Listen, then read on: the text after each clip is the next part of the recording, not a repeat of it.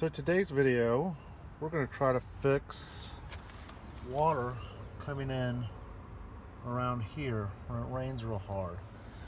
So what is happening is it's coming in, the water's coming in here and flowing and then getting in where the air intake for the fans, for the air conditioner fans are. So we're going to try to fix that today. So first thing we need to do is pop the hood.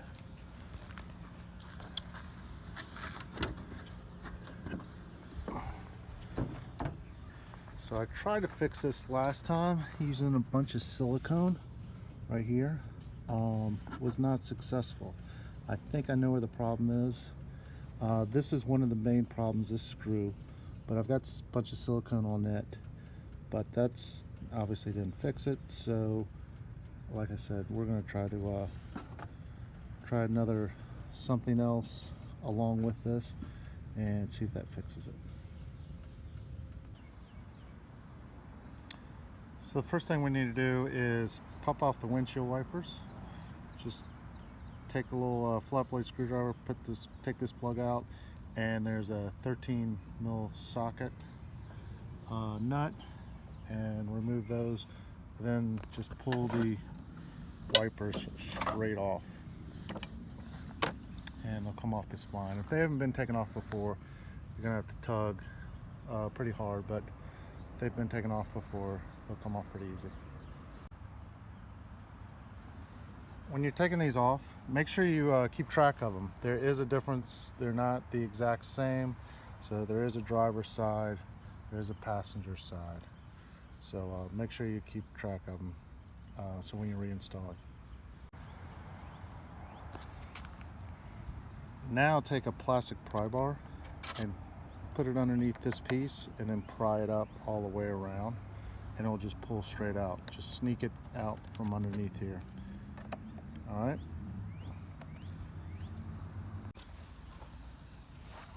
So when you remove that piece of trim, you're going to see these little clips.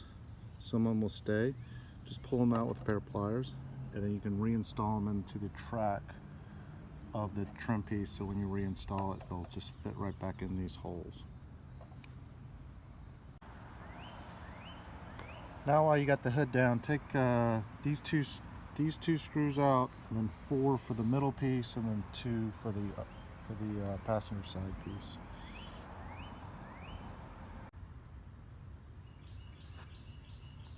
Now you can raise the hood, take out this screw, and then the 4 that you can't see, they're underneath this channel, and it'll take out this middle section, and then you need the 1 screw on the other side.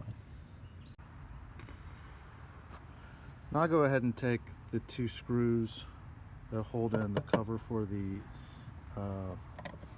filters for the fan for the air conditioner. Now you can just remove your covers. Yours is not going to have all that silicone on it, but now you can just remove it. Remove the outer ones first, then remove the inner one. Now put the hood back down after you take the plenums off, and remove these 4 screws, 4 bolts or 10mm bolts. It's the easiest way. Just put the hood back down. You can get them right here. It's a lot easier. So disconnect this connection.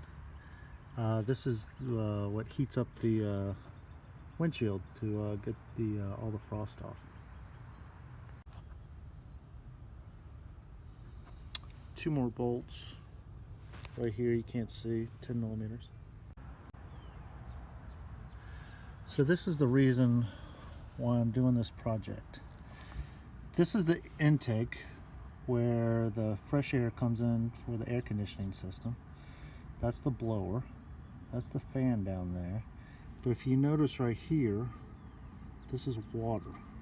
So the filter sits right on top here. I've taken out the filter, but that water is right here. So the last time I took this apart, put all that silicone so nothing was coming in.